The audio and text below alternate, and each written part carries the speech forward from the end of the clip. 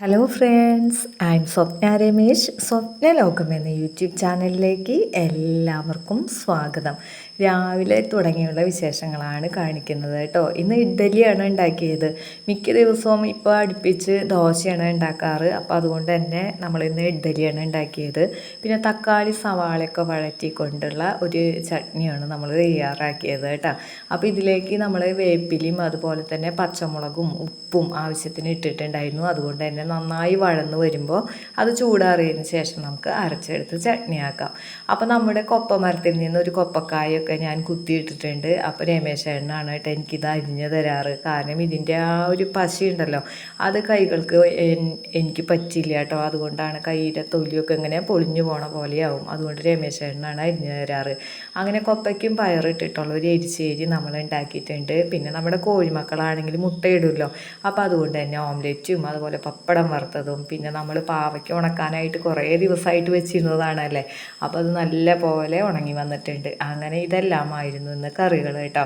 രമേശ് ചേട്ടൻ ആ ഓഫീസിലേക്ക് പോകാനായിട്ട് ഇറങ്ങാണ്. അപ്പോൾ ഈ സമയത്ത് കണ്ട അവിടെ ടൈലിൽ മൗഗ്ലിക്കൂട്ടൻ കാത്ത് കിടക്കുന്നുണ്ട് കേട്ടോ. വണ്ടി ഇവിടെ നിന്ന് അങ്ങോട്ട് ഇറക്കുമ്പോഴേക്കും അവനങ്ങോട്ട് റോഡിലേക്ക് അങ്ങോട്ട് ഇറങ്ങി ഓടാൻ വേണ്ടിയിട്ടാണ് കേട്ടോ അങ്ങനെ കാത്ത് കിടക്കുന്നത്. വീട്ടുമുറ്റത്ത് മാത്രമല്ല, നമ്മൾ ഗേറ്റിന് പുറത്തും ചെടികളൊക്കെ വെച്ചിട്ടുണ്ട് കേട്ടോ. അപ്പോൾ ധാരാളം 10 മണിപ്പൂക്കളൊക്കെ പല കളറിലുള്ളത് വിരിഞ്ഞ് നിൽക്കുന്നുണ്ട്. അങ്ങനെ മൗഗ്ലിക്കുട്ടൻ്റെ ആ ഓപ്പോസിറ്റ് പറമ്പിൽ എത്തിക്കഴിഞ്ഞിരിക്കുകയാണ് കേട്ടോ. രമേശ് ചേട്ടൻ ഇങ്ങനെ റോഡിലേക്ക് ഇറങ്ങി വണ്ടി ഓടിച്ച് പോകുന്നത് വരെയൊക്കെ അവൻ ഈ പറമ്പിലെ മരത്തിലൊക്കെ ആയിരിക്കും കളിച്ചുകൊണ്ടിരിക്കുക കേട്ടോ. അങ്ങനെ അതിന് ശേഷം കുറച്ച് സമയം കഴിഞ്ഞിട്ടാണ് പിന്നെ നമ്മുടെ വീട്ടിലേക്ക് ഇങ്ങനെ കയറിയൊക്കെ വരുള്ളൂ കേട്ടോ. പിന്നെ ഞാൻ ചെണ്ടുമല്ലിപ്പാടം കാണിച്ചിട്ട് കുറേ ആയില്ലേ. ഓണത്തിന് നമ്മൾ ഉണ്ടാക്കിയ പൂവിനേക്കാളും അധികം പൂക്കൾ ഇപ്പോൾ വിരിഞ്ഞ് നിൽക്കുകയാണെന്നാണ് തോന്നുന്നത് കേട്ടോ. അപ്പോൾ ഇനി നമുക്ക് പൂജവെപ്പോണം വരുന്നുണ്ടല്ലോ നവരാത്രിക്ക്. അപ്പോഴാണ് ഈ പൂക്കളൊക്കെ പറിക്കേണ്ട ഒരാവശ്യമുള്ളൂ കേട്ടോ. പിന്നെ അത് കൂടാതെ നമ്മുടെ ഇവിടെ അടുത്ത് അമ്പലങ്ങളിലൊക്കെ നിറമാല അതിന് വേണ്ടിയിട്ടും ഇങ്ങനെ പൂക്കൾ കൊണ്ടുപോകുന്നുണ്ട് കേട്ടോ. എന്തായാലും കാണാനായിട്ട് നല്ലൊരു ഭംഗിയാണ്. എന്നാലും ഓണത്തിന് കിട്ടിയിരുന്ന വില കിട്ടില്ല. എന്നാലും കുഴപ്പമില്ല, നമുക്ക് ഈ നവരാത്രിക്കും ബാക്കിയുള്ളത് കൂടി നമുക്കങ്ങോട്ട് ഇതൊക്കെ പറിച്ചങ്ങോട്ട് കൊടുക്കണം കേട്ടോ. പിന്നെ ഉണ്ടല്ലോ, നമുക്ക് ഇനി വീട്ടിലെ വിശേഷങ്ങളൊക്കെ നമുക്ക് നോക്കാം. വീട് എങ്ങനെ ക്ലീൻ ചെയ്യാം എന്നൊക്കെ. നമ്മൾ എഴുന്നേറ്റ് വന്നു കഴിഞ്ഞിട്ടുണ്ടെങ്കിൽ ആദ്യം തന്നെ ചെയ്യേണ്ടതെന്ന് പറഞ്ഞിട്ടുണ്ടെങ്കിൽ ബെഡ്ഷീറ്റൊക്കെ കുടഞ്ഞ് ചുളിവുകളില്ലാതെ അങ്ങോട്ട് വിരിച്ചങ്ങോട്ട് ഇടാട്ടോ. അതുപോലെ തന്നെ നമ്മൾ പുതപ്പും മറ്റൊക്കെ അലസായിട്ട് വലിച്ചെറിയരുത്. അതൊക്കെ നല്ല രീതിക്ക് തന്നെ മടക്കി കഴിഞ്ഞിട്ട് വെക്കുക. അതുപോലെ മുഷിഞ്ഞ ബെഡ്ഷീറ്റ് ഉണ്ടെങ്കിൽ അപ്പോൾ തന്നെ നമ്മൾ മാറ്റാം കേട്ടോ. അപ്പോൾ നമുക്കറിയാൻ പറ്റുമല്ലോ, ഡെയിലി ബെഡ്ഷീറ്റ് മാറ്റേണ്ട ആവശ്യമില്ല. എങ്കിലും നമുക്ക് 2 ദിവസം കൂടുമ്പോഴോ അല്ലെങ്കിൽ 3 ദിവസം കൂടുമ്പോഴോ നമ്മൾക്കറിയാൻ പറ്റും അതിൻ്റെ ആ ഒരു മുഷിവൊക്കെ. അപ്പോൾ അതിനനുസരിച്ച് നമ്മൾ മാറ്റുക. നല്ല നീറ്റായിട്ട് വിരിച്ചെങ്കിൽ മാത്രമാണ് നമുക്ക് ഓടി വന്ന് കഴിഞ്ഞിട്ട് ഇങ്ങനെ കിടക്കാനായിട്ട് പറ്റുള്ളൂ അല്ലേ. ജോലികളൊക്കെ ചെയ്യുന്നതിൻ്റെ ഇടയ്ക്ക് ഒന്ന് റെസ്റ്റ് എടുക്കണം എന്നൊക്കെ തോന്നിയിട്ടുണ്ടെങ്കിൽ ബെഡൊക്കെ നല്ല രീതിക്ക് വിരിച്ചിട്ടെങ്കിലാണ് നമുക്ക് എനിക്കിപ്പോൾ തന്നെ ഒന്ന് 5 മിനിറ്റ് ഒന്ന് റെസ്റ്റ് ചെയ്തിട്ട് വരാമെന്നൊക്കെ വിചാരിച്ച് ഓടി വരാനായിട്ട് പറ്റുള്ളൂ. അതുപോലെ തന്നെ പിന്നെ നമുക്ക് ക്ലീൻ ചെയ്യേണ്ട ഒരു കാര്യമാണ് നമ്മുടെ വാഷ് ബേസിനൊക്കെ. എത്ര വാഷ് ബേസിനുകളൊക്കെയാണോ വീടിൻ്റെ ഉള്ളിലുള്ളതെന്ന് വെച്ചാലും എന്നും ഇതൊക്കെ ഒരു കുറച്ച് സമയം മാറ്റി വെച്ചിട്ടുണ്ടെങ്കിൽ ഒന്ന് ക്ലീൻ ചെയ്യാം കേട്ടോ. അപ്പോൾ നമ്മൾ ഒരുപാട് ദിവസം ക്ലീൻ ചെയ്യാണ്ട് വെച്ചിരുന്ന് കഴിഞ്ഞിട്ടുണ്ടെങ്കിൽ വല്ലാത്ത പാടായിരിക്കും അത് ക്ലീൻ ചെയ്യാൻ. ഡെയിലി ക്ലീൻ ചെയ്യുകയാണെങ്കിൽ അത് ഈസി ആയിട്ട് ചെയ്യാൻ പറ്റും. പിന്നെ ഉള്ളൊരു കാര്യം എന്ന് പറഞ്ഞിട്ടുണ്ടെങ്കിൽ ഇതിൻ്റെ നമ്മുടെ വാഷ് ബേസിൻ്റെ തൊട്ട് തന്നെയായിട്ട് നമ്മൾക്ക് മിറർ ഉണ്ടായിരിക്കുമല്ലോ. അപ്പോൾ ആ മിററിൽ വെറുതെ വെള്ളം ഒന്ന് നമ്മൾ സ്പ്രേ ചെയ്തിട്ട് ന്യൂസ് പേപ്പർ വെച്ചോ അല്ലെങ്കിൽ മൈക്രോ ഫൈബറിൻ്റെ ക്ലോത്ത് വെച്ചോ തുടയ്ക്കാനായിട്ട് പറ്റും. അപ്പോൾ അങ്ങനെ തുടച്ച് കഴിഞ്ഞിട്ടുണ്ടെങ്കിൽ നല്ല ക്ലിയർ ആയിരിക്കും അല്ലേ. കണ്ണാടി എന്ന് പറഞ്ഞിട്ടുണ്ടെങ്കിൽ തന്നെ നമുക്ക് മുഖം നോക്കാനൊക്കെ ഉള്ളതാണ്. അപ്പോൾ അതിൽ നോക്കുമ്പോൾ മങ്ങിയും ഭംഗിയില്ലാതെയൊക്കെ കണ്ടാൽ ഇഷ്ടാവില്ലല്ലോ. പിന്നെ വൃത്തിയാക്കേണ്ടതെന്ന് പറഞ്ഞാൽ നമ്മൾ കൈ തുടയ്ക്കാൻ വേണ്ടി വാഷ് ബേസിൻ്റെ അടുത്ത് സ്റ്റാൻഡിലിട്ടിരിക്കുന്ന ഈ ക്ലോത്താണ് കേട്ടോ. ഇത് മൈക്രോ ഫൈബറിൻ്റെ ക്ലോത്താണ്. ഇത് നമ്മൾ ഡെയിലി മാറ്റാനായിട്ട് ശ്രമിക്കുക. അപ്പോൾ നമ്മളൊരു എന്താ പറയുക 5-6 എണ്ണമൊക്കെ നമ്മളിത് വാങ്ങി കഴിഞ്ഞ് വീട്ടിൽ സൂക്ഷിക്കുക. അപ്പോൾ ഒരെണ്ണം കഴുകാനായിട്ട് എടുക്കുമ്പോൾ അടുത്തത് നമുക്ക് വിരിച്ചിടാനായിട്ട് പറ്റും കേട്ടോ. അപ്പോൾ അത് എപ്പോഴും ക്ലീൻ ആയിരിക്കണം കേട്ടോ. അല്ലെങ്കിൽ നമ്മൾ മുഷിഞ്ഞതിൽ നമ്മൾ കൈ തുടയ്ക്കാനോ അല്ലെങ്കിൽ മുഖം തുടയ്ക്കാനോ ഒക്കെ എടുക്കാമെന്ന് പറഞ്ഞിട്ടുണ്ടെങ്കിൽ അത് മോശം ഒരു കാര്യം തന്നെയാണ്. പിന്നെ വീട്ടിലൊരിക്കലും മുഷിഞ്ഞ തുണികൾ കുന്നുകൂട്ടി ഇടാനായിട്ട് പാടില്ല. അന്നന്ന് തന്നെ നമ്മൾ കഴുകാനായിട്ട് നോക്കുക. അപ്പോൾ ബെഡ്ഷീറ്റ് മാറ്റിയതും അതുപോലെ തന്നെ ഈ കൈ തുടയ്ക്കുന്ന ആ ഒരു ക്ലോത്തും പിന്നെ നമ്മൾ ഇട്ടിരുന്ന ഡ്രസ്സുകളും മറ്റുമൊക്കെ നമ്മൾ ഡെയിലി തന്നെ വാഷ് ചെയ്യാനായിട്ട് ശ്രമിക്കണം കേട്ടോ. ഇനി നമുക്ക് അത്ര വയ്യ അങ്ങനെയൊന്നും പറ്റിയില്ലെങ്കിൽ മാത്രം 2 ദിവസം കൂടുമെങ്കിലും നമ്മളതൊക്കെ കഴുകി ക്ലീനാക്കി മടക്കി വെക്കണം കേട്ടോ. പിന്നെ നമ്മുടെ വീട്ടിൽ നമ്മുടെ ലിവിങ് റൂമിലേക്ക് ചെന്ന് കഴിഞ്ഞിട്ടുണ്ടെങ്കിൽ നമുക്ക് എന്താ പറയുക, അവിടെയുള്ള ടീപ്പോയിലും മറ്റൊക്കെ എന്തെങ്കിലും വസ്തുക്കളുണ്ടെങ്കിൽ ഇന്ന് ഞാൻ എന്താ പറിച്ചെടുത്ത് കഴിഞ്ഞിട്ടുള്ള വഴുതനങ്ങ, അതുപോലെ കുട്ടിയാണെങ്കിൽ തലമുടിമേ ഇടുന്ന ഒരു ബാൻഡ്, ഇതൊക്കെ ഇവിടെ ഇങ്ങനെ വെച്ചിട്ടുണ്ട് കേട്ടോ.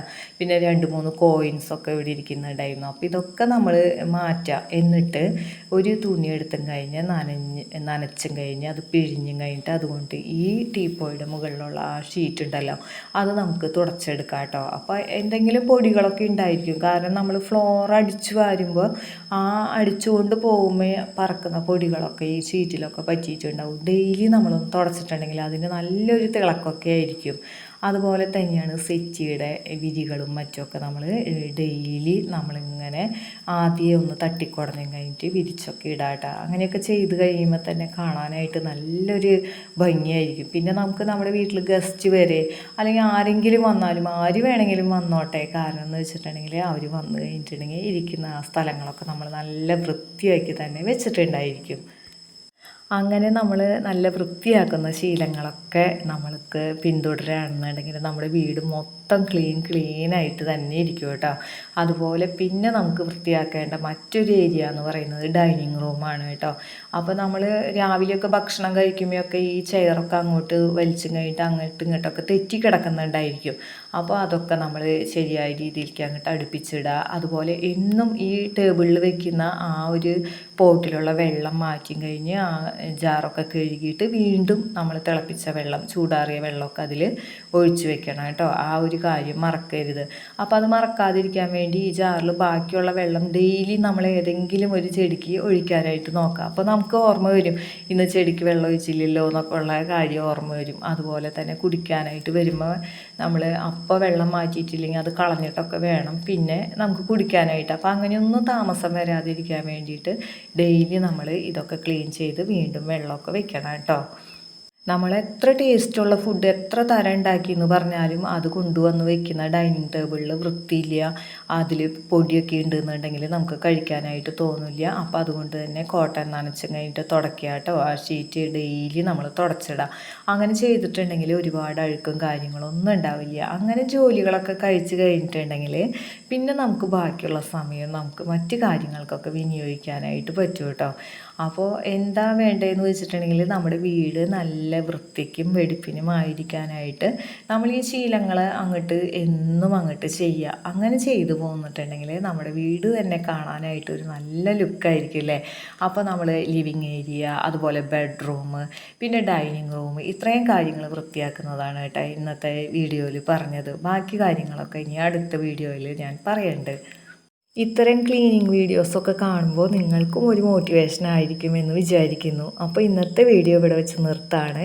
ഇഷ്ടപ്പെട്ടാൽ നിങ്ങൾ ലൈക്ക് ചെയ്യാനും കമൻറ്റ് ചെയ്യാനും ഷെയർ ചെയ്യാനും മറന്നു പോകരുത്. ആദ്യമായിട്ട് കാണുന്ന കൂട്ടുകാർ ആരെങ്കിലും ഉണ്ടെങ്കിൽ സബ്സ്ക്രൈബ് ചെയ്ത് കാണാനും മറക്കരുത്. നിങ്ങളിടുന്ന ഓരോ കമൻസും വായിക്കുന്നുണ്ട്, ഒത്തിരി സന്തോഷമുണ്ട്. ഇനി മറ്റ് ചില വിശേഷങ്ങളുമായി നമുക്ക് അടുത്ത വീഡിയോയിൽ കാണാം.